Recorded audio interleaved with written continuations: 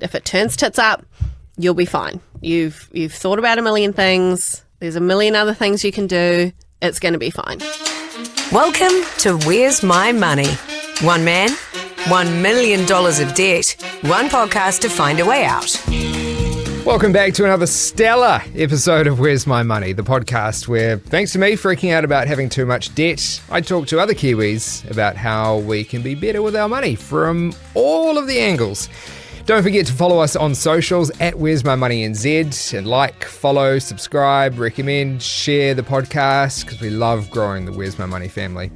This week we're joined by two of my favourite people, I reckon. Ganesh Raj is one of the hosts of Kiwi reality TV show Eat Well for Less, helping regular everyday Kiwis keep money in their back pockets by nailing their grocery shopping game. He joins me to talk about lists, spices, and basically a whole bunch of food chat that will hopefully sharpen our supermarket skills and how we think about food education. Tracy Hemingway joined us in season 1. She's the side hustle queen who paid off a 6-figure debt in just a couple of years through the power of side hustling. She's back on the pod, pink hair and all. Before we start, just a reminder, this podcast isn't meant to replace professional financial advice as we can't take your own personal circumstances into account. We strongly recommend you seek advice from a trusted advisor, strategist, or other expert advice. That's what Tracy Hemingway does now, and she joins us on the show. It is so good to have you in front of me, not on a screen, like in person. Tracy Hemingway, aka Debt-Free Diva, aka Racy Tracy. Yes. Welcome back to a new version of the Where's My Money studio in human form. Yay! I'm excited to be here. You can see the pink hair is real. It is real. That was not some kind of AI filter on your on your video on the Zoom last time. Well, we know that you're the side hustling legend. You're also a financial advisor with the proper qualification now. So people who thought you might have been crazy doing all those side hustles now know that you're not crazy because you can legitimately help people with their money. Or am I just qualified crazy? True. Good point. Are you still side hustling now that you're a big dog advisor? Yes. So I mean, for example, was it a few weekends ago? I was down at a car boot sale selling stuff. Of course. Yeah. Of course you were. Made of pallets, no doubt. No. I just stuff from my house because I moved house and I had all this crap and I was like, you got it. It's the Tracy thing to do is try and make money out of it, right? Exactly. Okay, good stuff. Well, So you've been through the financial trenches.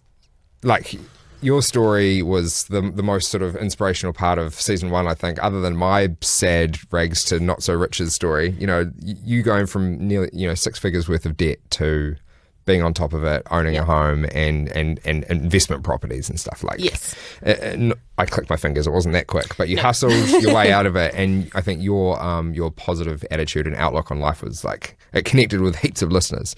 So, having said that, for someone who's listening and feeling like they might never get ahead, where should they start? What advice would you give to that person? My biggest piece of advice is, people say I'm not going to get ahead, and it's like, don't focus on getting ahead or the finish line. Focus on that $5. Just get that $5 underway, and then after that, it's another $5. It's another $5. Just break it right down into smaller, bite-sized pieces, because it does feel like sometimes that we're not going to get ahead. Yeah. But if you look at if I sat there and went, oh my God, how am I going to pay off $94,000? I think I would have hid in the backyard and buried myself under whatever was in the backyard. But I went, how am I going to pay off this one credit card worth $1,000? How am I going to do that first? And that's where I started. And that's what I tell people now. It's like, focus on the $5. It's the same when people say, how do I pay off my mortgage faster? It's not all the tricks and strategies and, we can restructure and all that jazz, but it's $5. It's manageable chunk. And it's like any task in life, like small, manageable, bite-sized chunks. Correct. To get through it. No matter if you're, if you've got ADHD or, everyone seems to say, I've got OCD, I've got ADHD, I've got a system of working through things. No, I think this actually is the way for everybody, is to break any job or task down into a manageable chunk. Literally. So you don't overwhelm yourself. Yes, yeah. And 100%. this can be an emotional time too, like having been staring down the barrel of some pretty nasty financial times. It does take a toll on your emotions. Yeah. And your energy levels, and because you're constantly thinking about it, and being worried all the time puts you in that fight or flight mode where you've got chemicals coursing through your veins that are telling you something's about to go wrong, and you're constantly stressed and you don't sleep well, and it can build up pretty quick. And for someone who's side hustling, Uber Eatsing, Lime scooter charging, doggy daycare, DJing, how did you manage that juggle? And was it worth the trade-off in time? Because it gets to the point, even myself having a full-time job and a couple of things on the side, you get to a point where you're like, my time, quiet time to myself, time with my family, that is also worth something. How'd you manage that juggle? So for me, I do check my privilege, so I don't have a partner or kids. So the family thing, I still spent time with my mum. I still spent time with the people that were important to me. Yep. But for me, the huge thing was if I'm not out working towards this goal, I'm sitting at home thinking about it and stressing about it. So the trade-off was quite simple. It was I don't, and I used to have days off. Like I used to have days where I made sure I went and did certain things, cheap activities. Yes. And I remember during the debt-free journey, I did Zumba classes. So I made sure I did my Zumba class once a week and took my dog for a walk every day. So even now, I live a very busy lifestyle still. Of course. I don't think that's ever going to change. No. So this morning, even though I had to drive up to Auckland and everything, I made sure I got up and went to the gym, did what I needed to do for me, and then I'm going to make sure that my dog goes for a walk this afternoon. So super important to make sure you've got that time allocated for yourself, because burning out's the last thing you want to do and can probably afford to do when you're trying to work hard to pay off this debt. If you then put yourself in hospital because you've just overworked yourself, counterproductive. And the biggest piece of advice I can give people around that mental health aspect as well is if you've allocated yourself time for yourself or your family or whatever, enjoy it. Because that's where, and towards the end of last year, I definitely felt myself burning out. And it was because I just kept going. It was like, oh yeah, I know I'm meant to go for a walk, but if I just get this task done. But if you've allocated it, then enjoy it. Don't feel guilty. Yeah. Or try not to. Be present in it. Yeah. Yeah. It's a good reminder to try and remember what we're all trying to achieve here. If we're trying to get rid of debt, at the end of the day, if you have burnt all your time and energy just being stressed about paying off the debt, then all of a sudden you haven't enjoyed the life that you're meant to be paying for by getting rid of the debt, if that makes sense. That math doesn't really math. When it comes to all of this, Tracy's an inspirational creature. I'm still convinced she's a bit of a unicorn. Surely there's not that many people in the world that can grind like she did to get rid of so much debt so quickly without a huge windfall or a huge amount of help. But I was curious to know if she had to do this all again, knowing what she knows now about side hustling and debt busting, would she play the game any differently? Do you know what? It still wouldn't change. So the first thing I did was, I'll never ever forget it. I was sitting in my house. My dog was staring at me. I just... They do that. Yeah, they do. I think I had chicken. I don't think it was me. And I remember just being like, what the heck am I going to do? And I looked around and went, I've got a lot of stuff. So I sold it all. Yeah.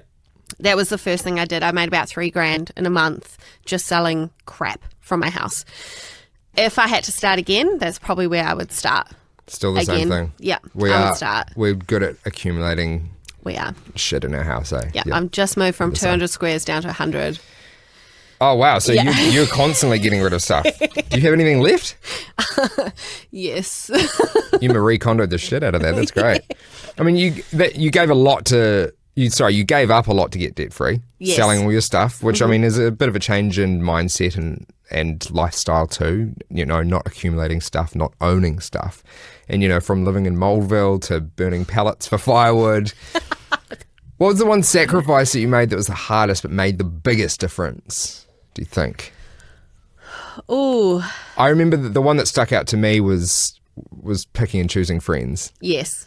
Because that's a hard one to do, but can easily make a big difference if you're a social person and you end up spending a lot of money in those circumstances. Yeah. And even now, I will pick and choose who gets to enjoy my life with me.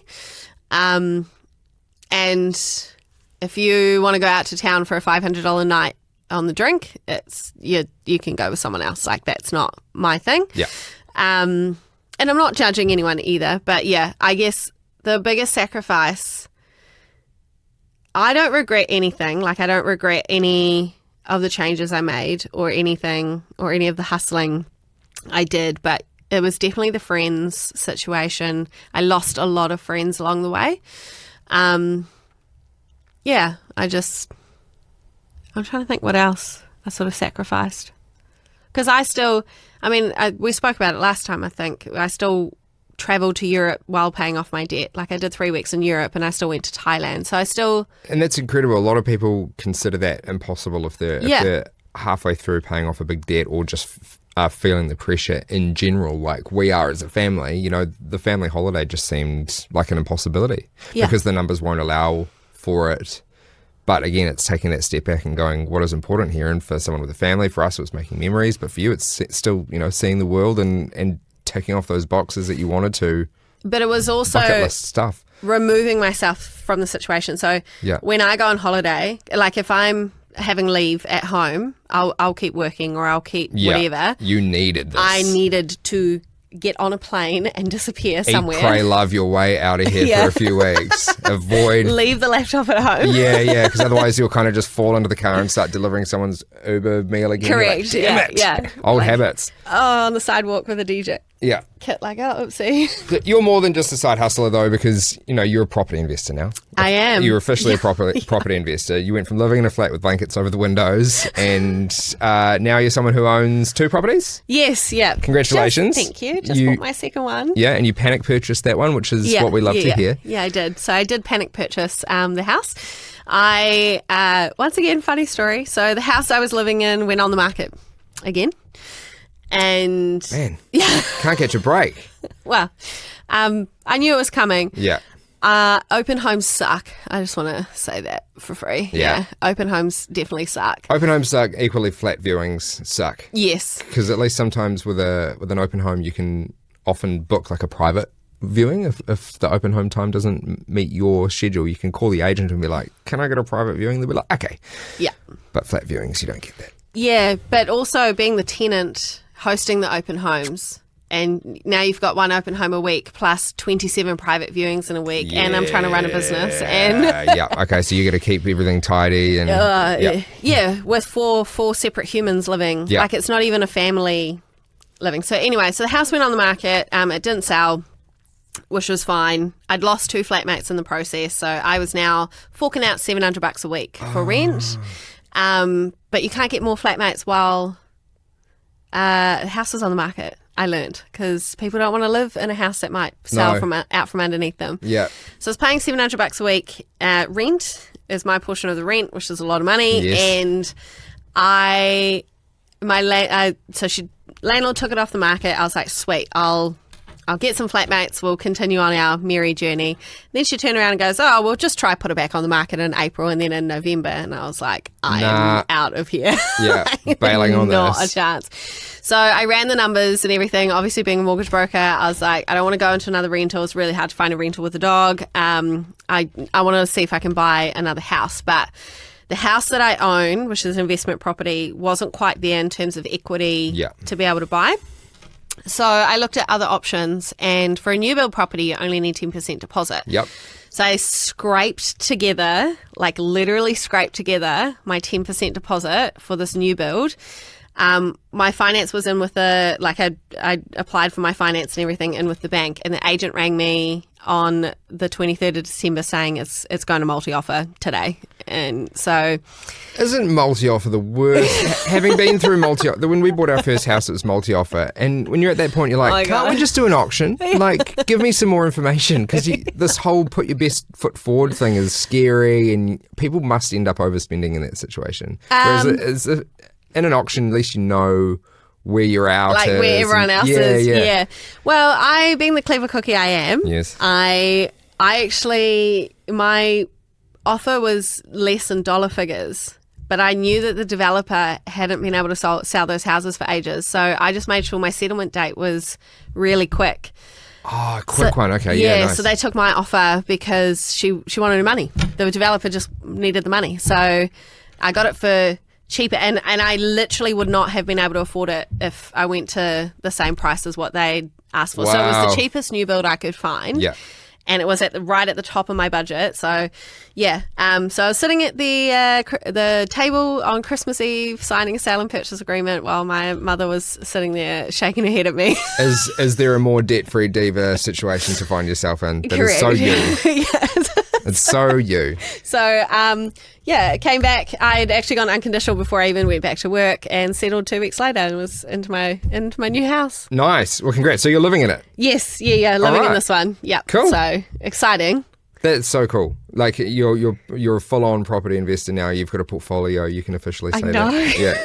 And for you as an advisor, that must be cool because now you're walking the walk and you can show people how easy it actually is to do that if that's part of your strategy. Yes. Yeah. But it's also risky, right? Yeah. So once again, very debt-free diva situation. Everything that I scraped together, there was about 2 weeks between settling and my next pay coming in where it was... Things were tight. It was a tight situation. Yes. It was very tight. And I didn't get a cashback from the bank because I was less than 20% deposit. Right, yep. And all that. So things like blinds. So new builds don't come with blinds. Okay. Yeah. So we're back to curtains over back to blankets over windows. Yep. But being the clever cookie I was, I measured all the windows because I only needed 7 blinds. And I went down to the local blind shop and I said, right, show me your offcuts table. I just need 7 kind of shades of white that fit these measurements. So rather than paying the 12 grand that I got quoted, I did my whole house for 2 grand on offcuts. Golf clap. Lovely. That's a side hustle, technically. You can put that on the list. You're up to 18 now. Incredible. Okay, so what's the next... How long do you think it'll be until your next house appears on the portfolio? I mean, I wasn't planning on this one, to be fair. So I'm going to aim for a couple of years. I have over $1 million of lending on a single income now. So I do want to pay down a bit of it just to take the pressure off and feel a little bit easy. Well, now that you're an advisor and you give people advice like this every day, but having that same amount of debt on the house I currently live in, dual income obviously, but it's still a lot of debt and a lot of risk on the brain. Yes. Has that changed how, like, in terms of how you sleep at night, or are you confident in knowing that you've got a plan? I think for me, and a lot of it, and this is where we come back to when you're feeling so down in the dumps about debt-free journey, now I use it as my motivator because it's literally like, I've done this before. Yeah. If it turns tits up, you'll be fine. You've thought about a million things. There's a million other things you can do. It's going to be fine. There'll be a way out. Yeah. Yeah. Or there'll be a way up. Yeah. And it could work out just fine, and it's going to grow in value, and you're going to pick up another couple further down the track and become a fully fledged investor. Yeah. I still, it's funny because my neighbour came over yesterday because I was huffing and puffing and putting together flat pack furniture at 7 o'clock on a Sunday night. Been there. And he was like, why don't you just pay somebody to do it? And I'm like, I never in my life will, No, I think. I am the person they pay. Yeah. I'm the one who knocks. So it's still applying those same rules right up to now. Awesome. To my life. And I think that's what helps. Once again, with the mental aspect is like, if you just follow what you've always done, you've learnt the stuff now, just keep implementing it and you'll be right. Tracy is still as awesome as ever. If you want to follow her and what she gets up to, follow her Instagram at Debt-Free Diva. From smashing debt in the Tron to smashing the grocery shopping game, Ganesh Raj is a food educator, food lover, foodie, everything. He's responsible for the Humble Yum Yum, a blog, YouTube channel, and now a food education course that helps families learn how to cook healthy, delicious meals. And his job hosting TV show Eat Well for Less helps them do it on a budget, which we love. It's so good to have Ganesh Raj on Where's My Money. I appreciate it, man. I appreciate it. It's nice to see you doing things I knew as like just a producer. Yeah. But now you are more than that. Now You're a complete human. I'm a complete human. I'm behind the mic now. We've got cameras now too. Nice studio. You're very used to being on like camera. the studio. And I've known you for quite a while, just through working in radio, and Yeah. you've been in and out, and we sort of had a bond instantly over the love of food, and it's been a journey for me in terms of trying to figure out this world of money and how we can actually get through, because it's a pretty confusing, weird world, and a lot of people struggle with being good with money, understanding what financial independence could be. And there's a lot of big topics we touch on like that, retirement, KiwiSaver. But day to day, Kiwis need to eat. And it's often one of the biggest parts of their weekly spend in terms of their income and their outgoings, because we've got to eat. Let's say you're feeding a family of 4. What are 3 things you would do straight away to bring the grocery bill down? Just an instant relief that families can feel in their back pockets. Number 1, bulk. I'd have 3 bulk dishes. That means dishes that I can cook for 8, use 4, and freeze 4. And that means I'll be buying in bulk straight away, like a Costco vibe or maybe a Pack and Save special or something that's on special. Bin in. Does it bin in still exist somewhere? Whatever, any discount at any store that gives you something that you normally buy 1 kilo of, but now you're going to buy 4, and for that reason you've got 20% discount off the whole lot. And then you've got a plan attached to that, whether you braise all the meat or whatever, and you have tacos for this meal and that meal. So straight away you have to think in bulk. Yeah. Number 1. Number 2 is you switch all your groceries to supermarket-owned product. All of them. Like your Pams. As many as you can, you go for the value brands. Is there a trade-off in quality there? No, there's no problem. I use value brands all day. I think there is a unfortunate, and we see this on the show, we see this all the time. There's like an unnatural elitistness attached to these brands that people think they deserve, but they don't realize that the other ones are fine too. And quite often they probably come from the same factory. They've just got a different sticker on them. So my job is to burst all the bubbles, right? That's my job. And I think you've done a great job. Like we were like, the Eat Well for Less as a TV show is something we stumbled across, and we're like, oh yeah, I get it. But then it becomes a real compelling watch. We wanted to see what the outcome was for these families, because you do a great job of unlocking all these little hacks that, you're right, there is this elitist thing like, no, I need to buy this brand of olive oil. It's like, tastes the same as the other one, works the same as the other one. What are you doing? But one's $42 and one's $22. Totally. When it comes, so buying bulk and buying bulk, buying supermarket owned, and then the third one, which would be, if you are not already doing it, is a list. It's like, I know when I say it, it sounds like a super no-brainer, but human beings are naturally built to overbuy and buy with their taste buds and their perception of things. Yeah. If you add to that no idea what I need to buy for this week, that's like, honey to bees. It's a recipe for disaster, right? Plus you put on top of that the fact the supermarkets are actually trying to make money out of 100%, right? So all those things, so you can see how the cards are stacked against you from day dot. Yeah, totally. Do you think there's a way we can unwire or sort of wire our brains to be aware of the fact we are being marketed to? Yes. Because if a lot of us, if you work in media, you're aware of the fact that some things are put in a certain place in the shop. Other people might be totally oblivious to that. How can we get good at that game? Well, we talk about it as openly as we possibly can. Yeah. That's how we deal with it. Yeah. So we'll talk about that. We'll talk about those shelves and what they're doing, and we'll talk about eyeline. We'll talk about a range of different products so that you can understand that, that's kind of like that too, except that's that much and that's this much. Perception. Like the perfect example is frozen vegetables, right? Everyone turns their noses up at frozen vegetables, but at the same time, they'll buy too much vegetables for that week. And then on the Friday or Saturday, do the walk of shame to the green bin where things have died that you bought too much of.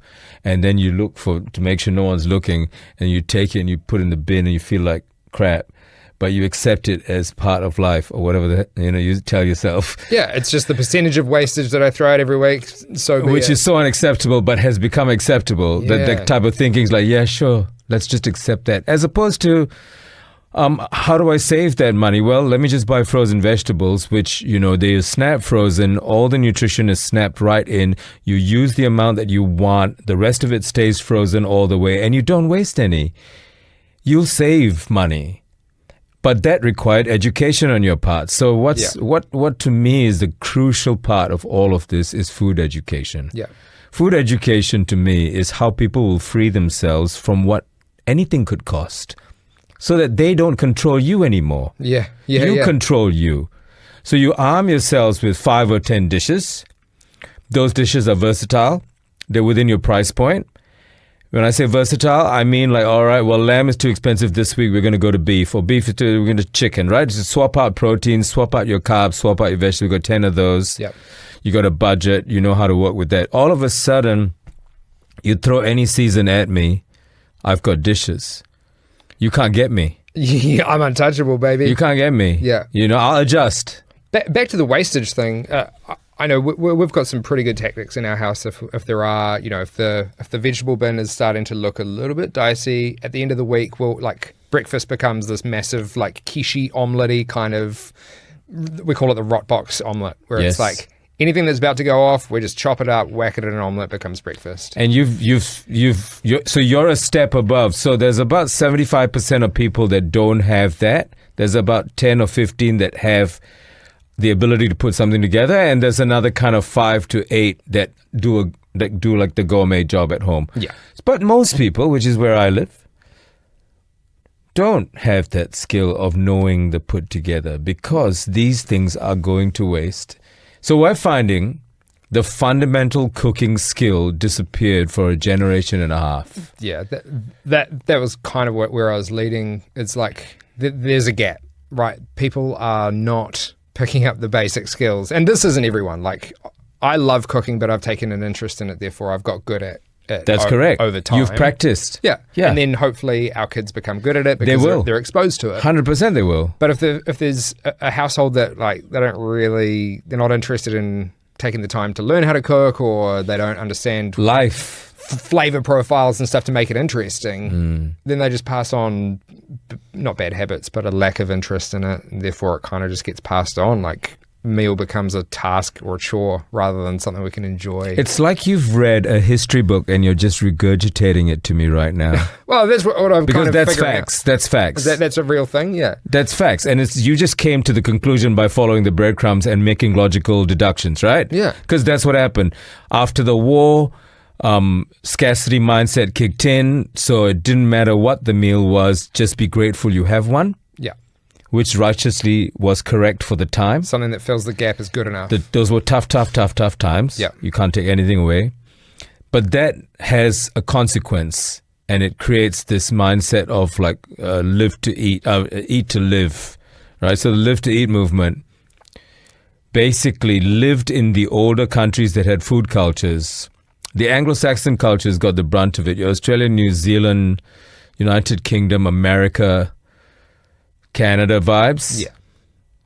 Got the brunt of the scarcity mindset, because you didn't have the root that the Mediterranean had, or South America had, or Asia had, of culture going back 1,000 years. Yeah, right. You didn't have those roots, right?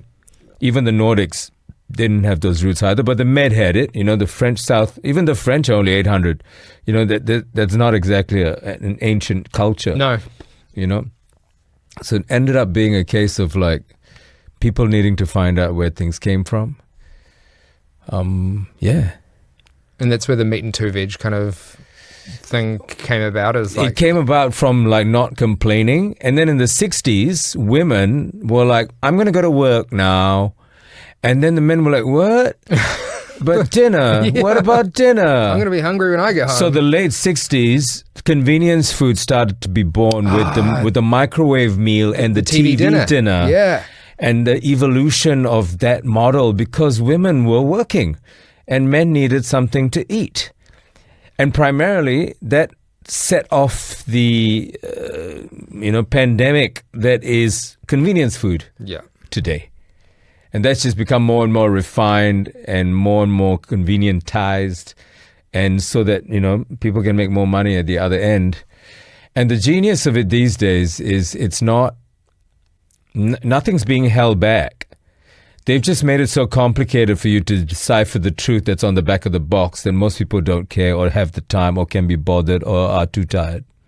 And they count on that. Okay, life gets busy. So how do we combat that? How can we master our trips to the supermarket even more than we think we might be now? Setting a budget, recipe before going to the supermarket. So what are you buying?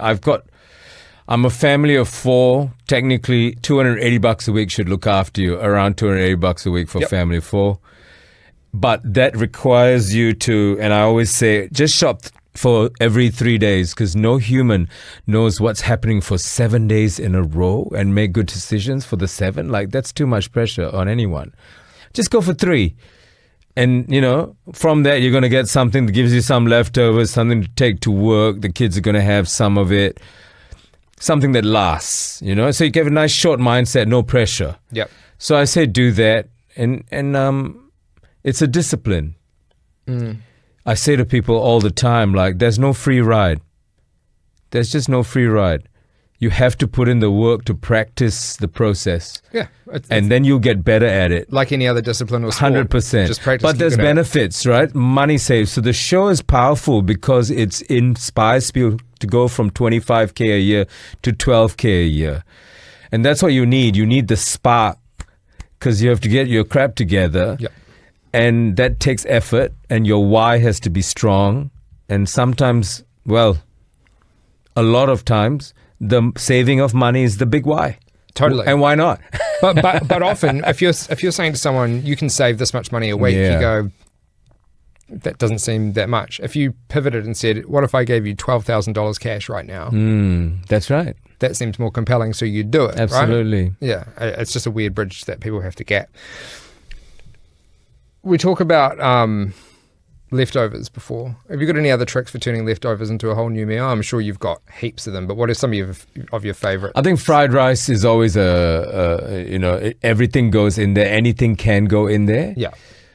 Is something that I also have the quiche. We have the family quiche. Yep. Similar to yours. Anything can go in there. That's great. Yeah. But most of the time, the way I cook is I cook for 2 meals. Yeah. I cook for 2 meals at all times. And then, I'm always cooking something different. After this, I'll go and figure out what I'm cooking tonight. Oh, yeah, what do you reckon you're going to cook Well, I think we've got cauliflower rice and like a lamb ragu on cauliflower rice. Yeah, man. That's what I'm going to do. Great. Is it already done, or are you... I've already chopped the cauliflower rice. It's sitting in a bag in the fridge. It's going to go stinky if you don't cook that real quick. It's happening today. Yeah. But butter and spices and, we'll hit that. Something I've always recommended to people is like... I don't know if you know this. I had a food blog many years ago. I did not. Because we were 18-year-old, 19... No, we were probably early 20s. And we were trying to get our mates caring about food, because this is me and my flatmate. We just loved cooking together. It was fun. We enjoyed eating yum food.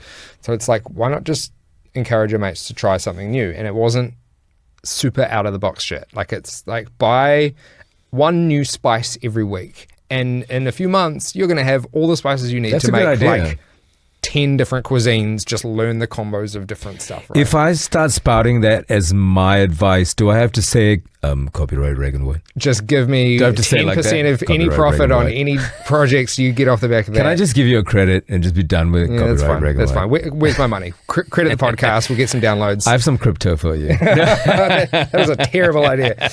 But I mean, are there any... How do we bridge the gap with people to get people legitimately interested in cooking and trying new things? I know that,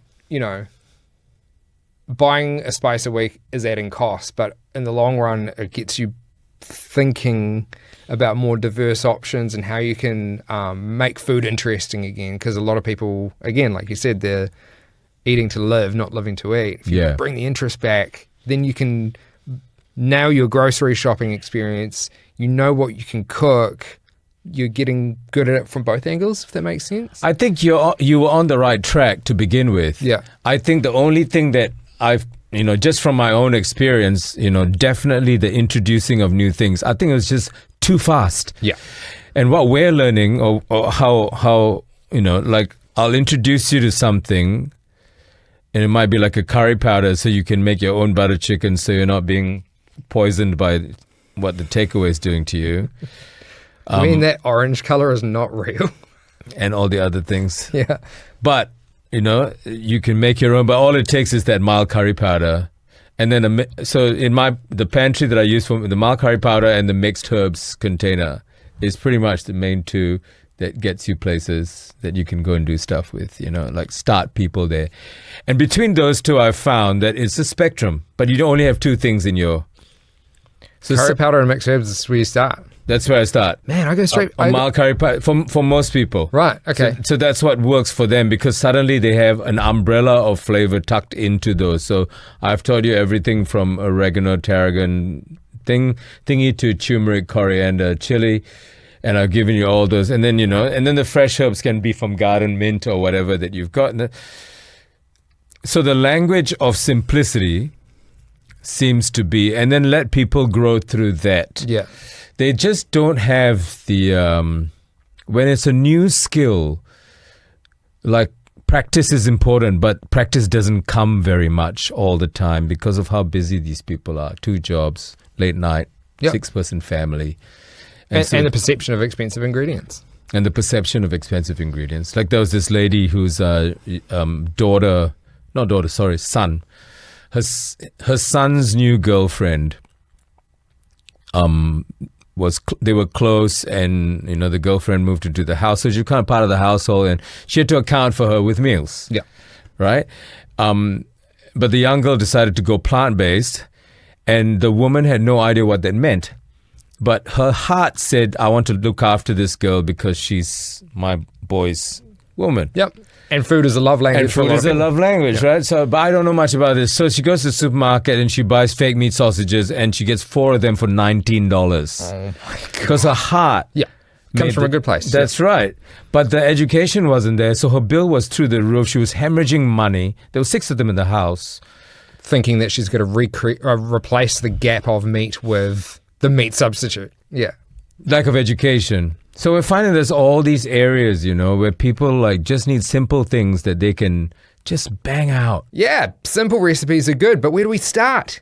Ganesh was pretty quick with an answer here, and, well, he's right. You can just type, cheap Thai stir fry into TikTok, and there's 49,000 recipes. Yeah. Nothing's hard anymore. No. Just press the buttons. Yeah. Think outside the box a little bit. Just ask the internet. Be free with it. I think, I always I don't understand why sometimes people just don't ask the internet. It's free. It's right, it's just right there. Right? It's right in front of me. The thing that's missing is the curiosity and sometimes the energy to have the curiosity. So that's what I've learned is the thing. It's not the lack of. It's like the on switch sometimes is so deep behind all the stress. Yeah. That some people, it's too hard to reach all the way back there and press it. And that's something I want to instill in my kids is I want to see that that reaction on their face when they try something new and they love it. That's really important to me. You're doing them a favor. Well, yeah, I'm trying. It's hard. What do you think of the air fryer movement? I don't have anything against it because it's just a small oven. Yeah, it is. That's all it is. Yeah, we've fallen into the. It's a small oven. Trap. Yeah, it's hot. As opposed to a big oven. It's a hot air in a box. It's a small oven. It is hot air in a box. And how can you be against a small oven? It cooks things. It cooks things on the small scale, on top of your bench instead of underneath. And you can buy meat. You can have it defrosted. You can put a nice crumb on it. You can use minimal oil. You can put it in the basket. You can cook it. It's cooked beautifully. It doesn't hurt. It's got all the right things that people are trying to be healthier and all the things. And I am an urban human, and I love how in a small kitchen, in a flat, you can have a little air fryer and do so much with it, especially for young people. Yeah. 18 to 25-year-olds, lifesaver. They really need our help, because they're the ones that are paying the price of a skipped generation of people that can cook. Speaking of a skipped generation of cooking skills, I asked Ganesh about young kids and some of the challenges we face feeding kids and why that can often feel so expensive. The biggest problem parents have is that as the kids grow up and their tastes diversify, or they've allowed them to diversify too young by giving in to their whims and fancies from a young age. Yeah. Problems arise. And those problems play out with multiple dishes needed in the house at any given meal to satisfy the individual's needs. That is a time-hungry and expensive operation, right? Right? Yeah. Even if you like two people, that's already a painful. Like if it was just you and your partner and she was hardcore vegan and you were on a meat diet, that itself is difficult. Yeah, no, totally. Two humans. But imagine four, right? All of a sudden you've got... Oh, yeah, well, we've got a picky 5-year-old, a 2-year-old who's like can't, changes day to day what she'll eat, and then we're trying to bring it into one meal, but it is pretty hard at different life stages.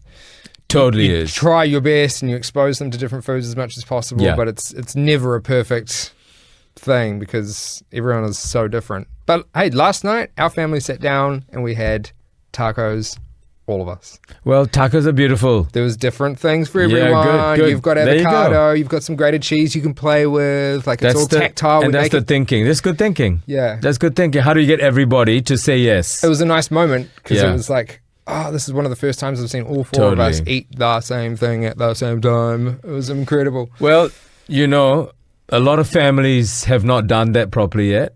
I also think There's a self-esteem thing as well, just to finish. Like, people, like, Eat Well for Less is not a food show. It's a self-esteem show. It really is about how when we meet the people at the very start, they're at the lowest point because that's why they're on the show. They need help. It's like me with the podcast. It's the reason the podcast existed. We needed help. And then you end up, by the end of the show, hopefully, giving them more self-esteem and hope. Yeah. That's literally the show. Teach a man to fish kind of vibes, Yeah, right? that's what I learned. Like we had to, one of the things Mike and I do is like when we enter a home or we go meet people, literally leave your shit at the door. Leave your shit at the door. Yeah. Don't bring your shit in. Yeah. So that you can hear what these people have, what's going on in their life. Then we can actually build a solution. Mike and I can figure out with the team of what's right for them. Because that's essentially how all of this works. Yeah, and it's not one size fits all. Never. Go and follow Ganesh and his project at The Humble Yum Yum. It's all about feeding 4 people for $20, which I understand is now $30 due to inflation. Damn you, inflation. Thanks for joining me. For more money chats, please follow us on socials. And any questions you've got for upcoming guests, fire them through in the DMs at Where's My Money. Our operators are standing by. We'll see you on the next episode where I shall, of course, continue to ask the question, where's my goddamn money?